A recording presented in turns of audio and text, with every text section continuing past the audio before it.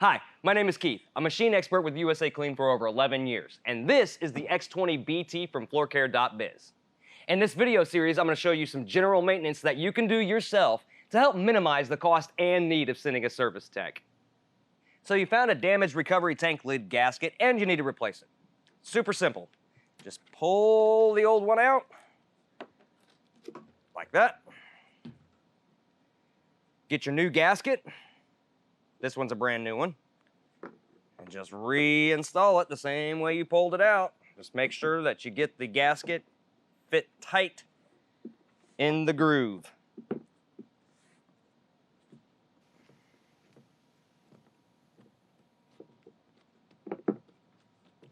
Just like that, and you're done.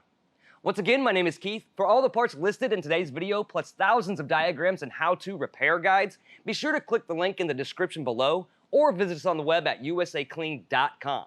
Now, if you like what you watch, go ahead and hit that like button and subscribe for future videos. Stay safe and thanks for watching.